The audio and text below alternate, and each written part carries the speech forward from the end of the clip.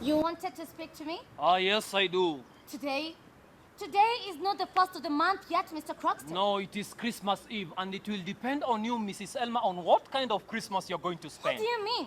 Today is absolutely No, we'll impossible. talk about that later. This is something different. I suppose you will give me a moment. Yes, I can. Although you Good. I was at Olsen restaurant, and I saw your husband go down the street. Yes? With a lady? What then? Will I make it so bold to ask whether that was Miss Lind? Yes. Just arrived in town? Yes, today. Ah, you and her are quite good friends, She isn't it? is, but I don't I see knew her too once upon a time. I'm aware of that. Are you? So you know all about it? I thought as much. Now can I ask without beating around the bush, is Miss Lynn to have an appointment with the bank? What right have you to question me, Mr. Croxton? You are one of my husband's subordinates. But since you ask, you shall know. Yes. Miss Lynn is to have an appointment at the bank. And it is I who pleaded her case, I can tell you that. Ah, so I was right in what I thought then. You see, when one is a woman, when one has a tiny little bit of influence, it does not necessarily follow that.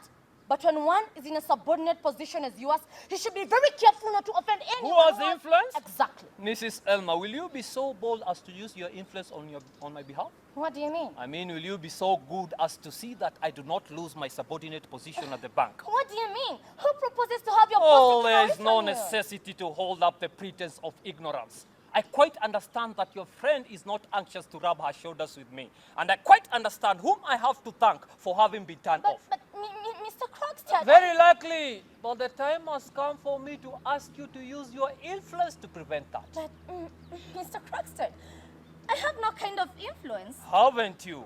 But I thought you said that just now. Yes, naturally, but I did not mean you to put that construction on it. What makes you think I have any kind of influence? Oh, I have known your husband since our student days. I don't think he's any sellable than any other Mr. husband. Croxton, if you speak slightingly of my husband, I shall turn you out the house. Oh, you're bold, Mrs. Helmer. I am not afraid of you any longer. As soon as the new year comes in, I shall be rid of this whole thing in a short Listen time. to me, Mrs. Elmer. I am prepared to fight for my post as if I was fighting for my own life. So you And see. it is not for the sake of money. That weighs least in the matter. There is another reason. And I might as well tell you about it. You know very well, like many others, that many years ago I was guilty of an indiscretion. I think I have had something of that kind. The matter never came to court. But everywhere seemed to be locked to me. I had to get into a business which you know of. I had to do something. And honestly, I haven't been one of the worst. My sons are growing up, and I must make sure that I gain as much respect as I can in this town. And this post was like my first stepping stone. And now your husband want to throw me down the staircase into the mud? Mr. Croxton, I am not in the part to help you at all. It is because you haven't the will, but I have the means to compel you. What? What? Mr. Croxton, I hope you don't mean that you're going to tell my husband that I owe you money. Suppose to tell him. Well, that would be perfectly infamous of you. To think of him learning of my secret that has been my joy and pride in such an ugly and clumsy way, and of all people from you, oh God, that would put me in a horribly disagreeable position. Only disagreeable? Then do it.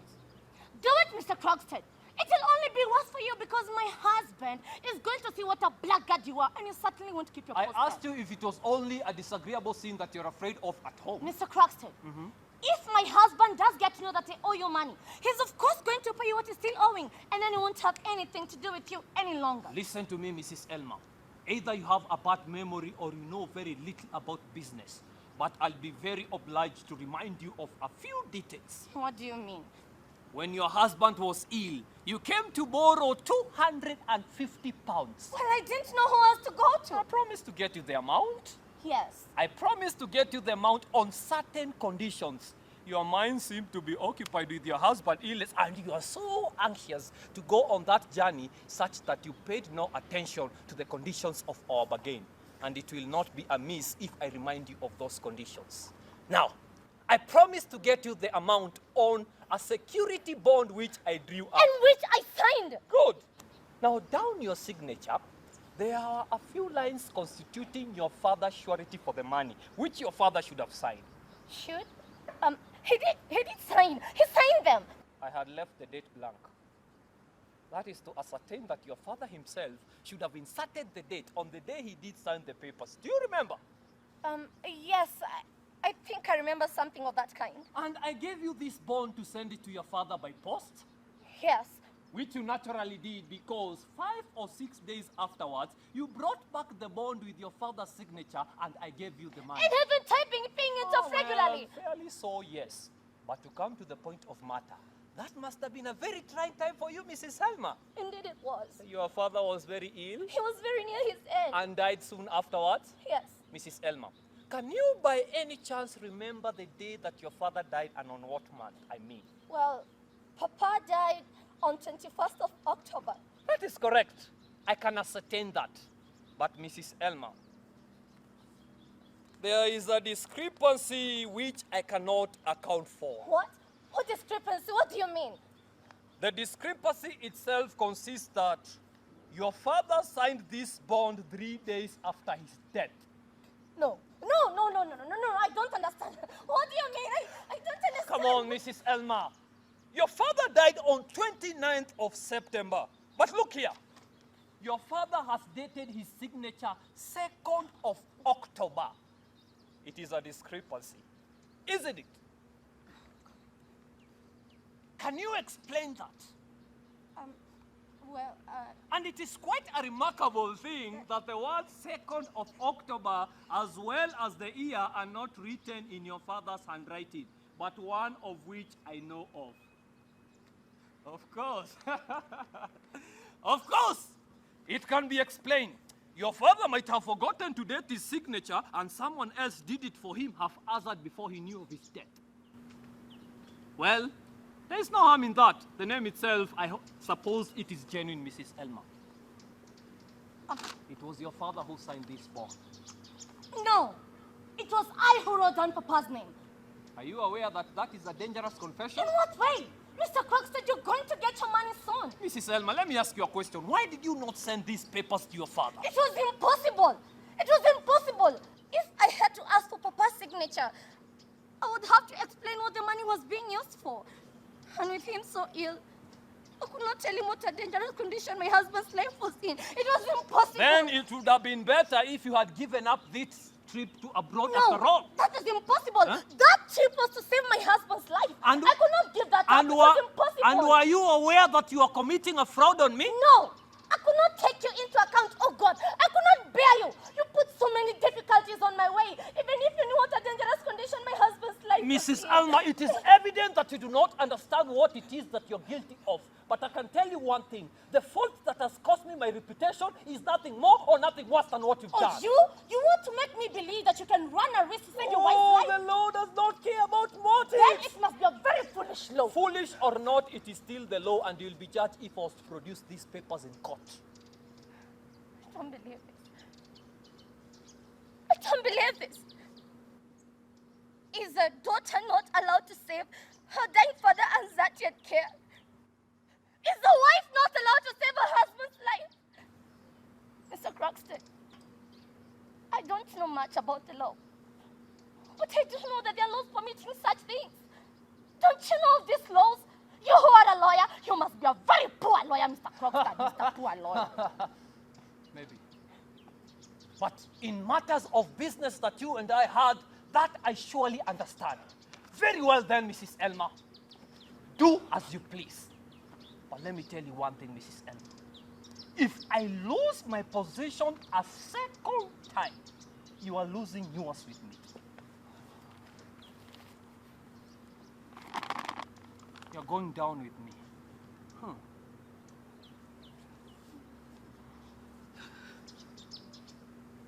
Be at rest and feel secure. Here is broad wings for you. Here I shall protect you like a hunted dove that I have saved from the hawk's claws. I shall bring peace to a poor beating heart, little by little. Believe me, Nora, tomorrow morning you'll look upon it all quite differently. You won't need me to assure you that I have forgiven you. You will yourself feel the certainty that I have done so. Have no anxiety about anything, and I will serve as will and conscience both to you. What is this? No, not gone to bed. Have you changed your things? Yes, Torvald. But I what- have changed my things now. What for so late as this? I shall not sleep tonight. No, Sit down. It's still early. You and I have a lot to talk over with one another. Nora, what is this? This cold, sad face. Sit down. I have a lot to talk over with you. But Nora, you alarm me and I don't understand you. No! That's just it! You don't understand me. And I don't think I've ever understood you either until tonight. Nora, what do you mean by... Shut up! You must not interrupt me. You must simply listen to what I have to say. This, Torvald, is a settling of accounts. Well, what do you mean by that? Torvald, we have been together for these 8 years. Yes. Does it not occur to you that this is the first time that you and I, we two, husband and wife, have sat down to have any serious conversation? What do you mean by serious, I Nora? mean for 8 years. No, even longer than that. Ever since our acquaintance, we have never exchanged words on any serious subject. Nora, was it likely that I'll be continually and forever be telling you of the worries you could not help me bear? I am not talking about business.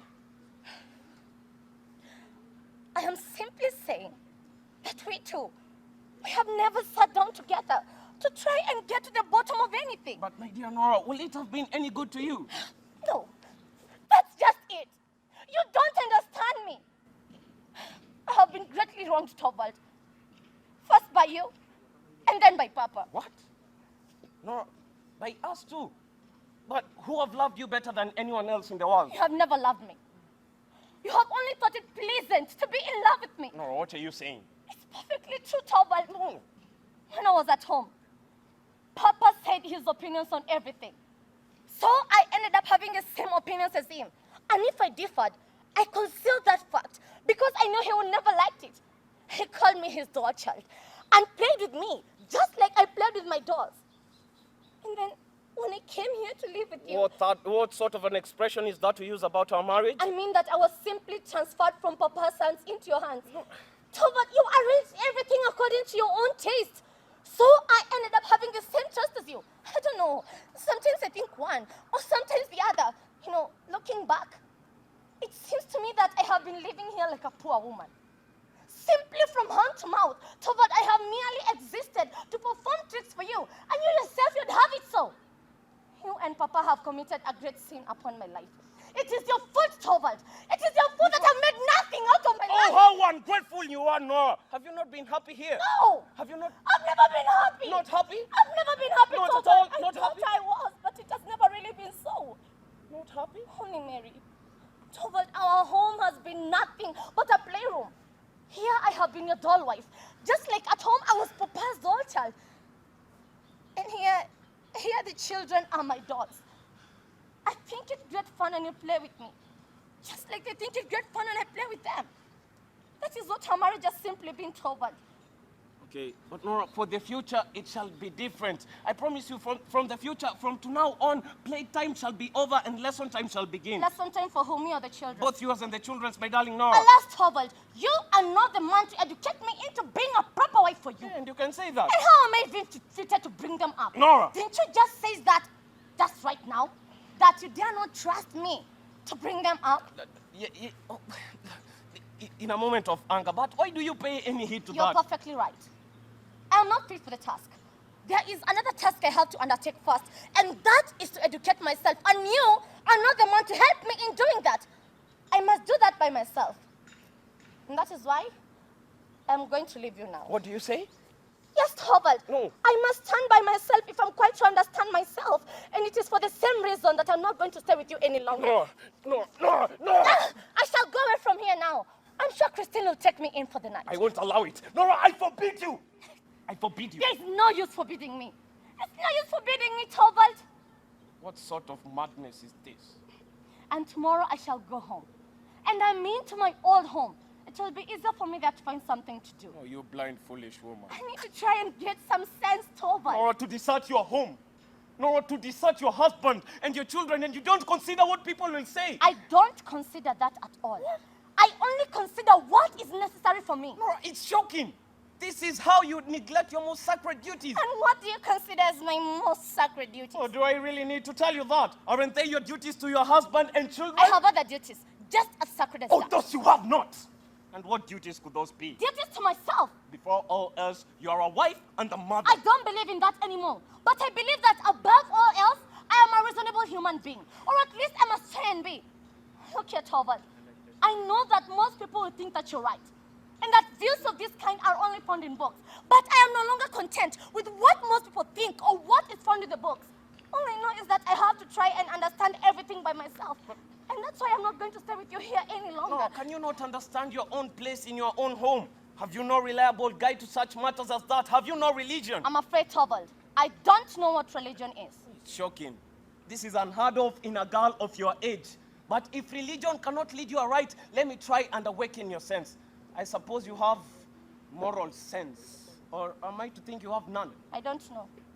Actually, the whole thing confuses me altogether. I only know that you and I look at it from a quite different light. Okay? Look, and I'm also beginning to understand that the law is also quite different from what I thought it to be. According to the law, a daughter has no right to save her dying father. And a wife has no right to save her dying husband. I can't believe that. Oh, you talk like a child. You really don't understand the conditions of the world in which you I live. know I don't, but I'm going to try. I'm going to try and make out who is right, me or the world. Nora, you're ill. Nora, I think you're delirious. I almost think you're out of your mind. I have never felt my mind so clear and certain as tonight. And is it with a clear and certain mind that you forsake me and your children? Absolutely clear and certain. Then there's only one possible explanation to that. And what is that? You do not love me anymore. Yes, that's just it. No. Okay. What have I done to forfeit your love? Yes, indeed, I can explain. Come here. It was tonight. It was tonight that the wonderful thing did not happen. And then I saw that you were not the man I thought you were. Nora, explain yourself better. I don't understand you. But I have waited patiently. I have waited patiently for 8 years. For goodness knows. I knew that wonderful things do not happen every day. And then this horrible misfortune came upon me. And at last, I was absolutely certain that the wonderful thing was going to happen. Torvald, when Crockster's letter was lying there in the letterbox, never for a moment did I imagine that you could consent to that man's conditions. I thought that once you found out, you'd tell him, publish the whole thing to the entire world. And then when that was done... Then! What? When that was done, What, Nora? What? I was absolutely certain you would come forward, take everything upon yourself, and say that I was the guilty one. You don't think I could have taken such a sacrifice on your part? Of course not. What would my assurances be worth against your word? That was the wonderful thing that I feared and hoped for. And it's for the same reason that I wanted to kill myself. Oh, Nora, listen. Nora, I would gladly work day and night for you. Nora, I will bear sorrow and want for your sake. But no man will sacrifice his love for the one he loves. But that's the thing that hundreds of thousands of women have done. Oh, you talk like a heedless child. Maybe. But you neither think nor talk like a man I could bind myself to. You can say that. As soon as your fear was over, and it is not even the fear of what threatened me, but the fear of what you thought might happen to you, when the whole thing was past, everything was supposed to go back as if nothing happened. I was to go back to being a skylark, your doll, which you will now treat with doubly gentle care because it was so brittle and fragile. It was then that it dawned on me. For 8 years, Torvald, for 8 years, I have been living here with a strange man. And I've even born him 3 children. Oh God, I can't bear even to think about it. I could tell myself to be I see. Nora, I see. An abyss has opened between us. Well, there's no denying it. But will it not be possible to fill it up? Torvald, as I am now, I am no longer your wife. But listen, you're my wife, Nora. Whatever becomes of you, you're my wife. Listen, Torvald, I am not your wife. As I am now, I am no longer your wife. Nora, listen, you're my wife. Whatever becomes of you. Yes, and that makes it all the more certain that it must be done. I'm going. Let go of me.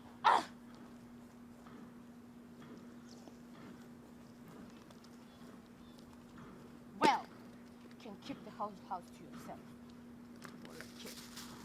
No, please, don't go. Yeah? Please. Don't go. Wait until tomorrow. Please. No, I cannot spend another night in a strange man's room. I cannot spend another night in a strange man's room. Can I never be anything but a stranger to you? Torvald, the most wonderful thing would have to happen. What would that be?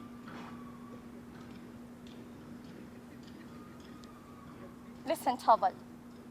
What will that be? I have heard that when a wife is deserting her husband's home, like I'm doing now, he is freed from all his legal obligations towards her. In any case, I set you free. You're not supposed to feel bound to me in any slightest way, any more than I shall. There must be perfect freedom on both sides. And that's why, see, here's your ring back.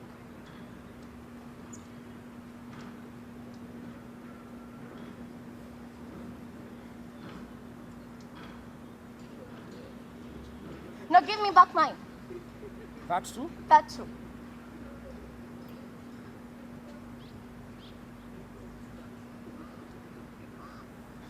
Please. No. No, give it.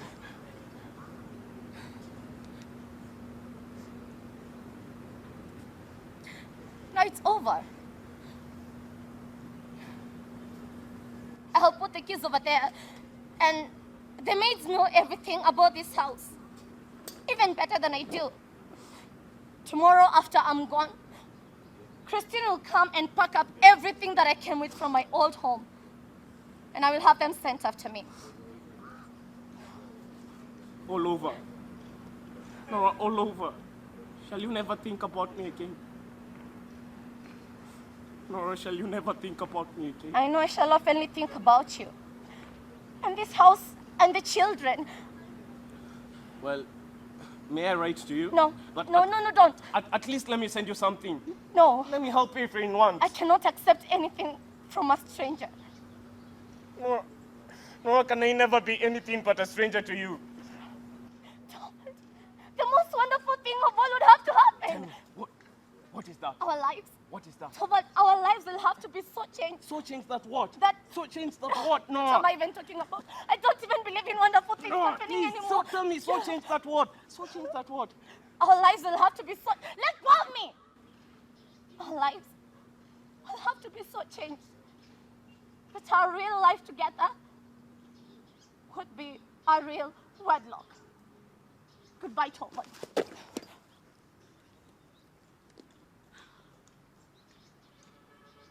Enlightened Thespians Theater.